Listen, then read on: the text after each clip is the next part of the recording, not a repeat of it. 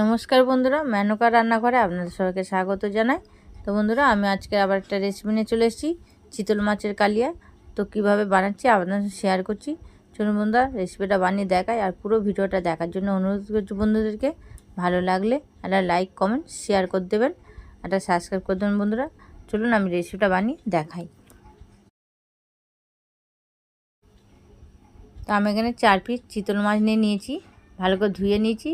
তো এবার নুন মাখিয়ে নিচ্ছি, এর মধ্যে হলুদ দিয়ে দিচ্ছি, দিয়ে এটাকে মাখিয়ে নেবো। নুন মাখিয়ে নিচ্ছি ভালো করে। এভাবে চিতল মাছের কালিয়া করলে খেতে খুব ভালো লাগবে আর দারুণ লাগবে রেসিপি খেতে। অবশ্যই বাড়িতে বানিয়ে দেখবেন বন্ধুরা, এইভাবে বানিয়ে।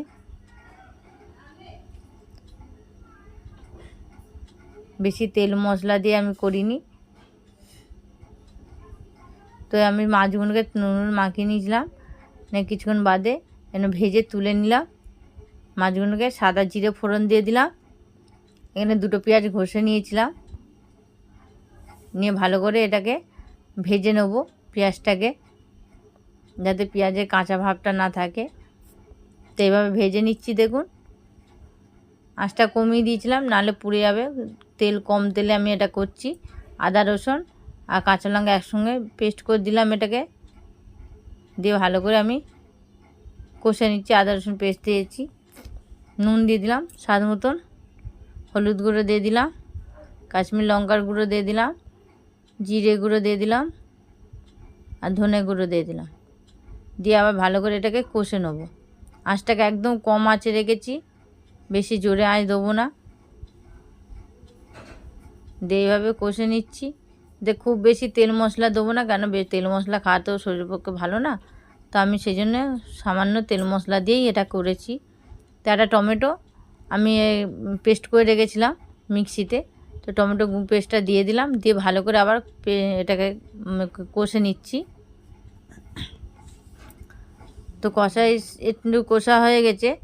তো মিক্সির বাটিটা জল দিয়ে, একটু সামান্য জল দিয়ে, আবার জল দিয়ে সেটাকে আবার কষে নিচ্ছি। সামান্য জল দিয়ে আবার কিছুক্ষণ কষে নেবো। যত কষবেন কাঁচা ভাবটা, গন্ধটা তত থাকবে না। স্বাদ মতো একটু চিনি দিয়ে দিলাম, দিয়ে আবার কিছুক্ষণ কষে নিচ্ছি। এবার জল দিয়ে দিলাম, কষা হয়েছে, জল দিয়ে দিলাম। জল দিয়ে জলটা এবার ঝোলটা যেই ফুটে যাবে, আমি মাছগুলো দিয়ে দেবো। তো ঝোলটা ফুটে এসছে, আমি মাছগুলো দিয়ে দিচ্ছি।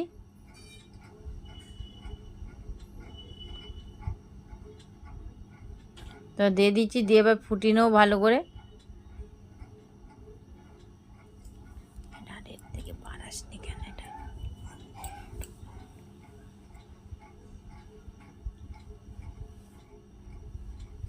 তো দিয়ে ফুটিয়ে নিচ্ছি ভালো করে। দেখুন ফুটানো হয়ে গেছে, আমি গরম মশলা ওপর দিয়ে ছড়িয়ে দিলাম। তো কেমন হচ্ছে বন্ধুরা একটা রেসিপিটা কমেন্টে অবশ্যই জানিয়ে দেবেন।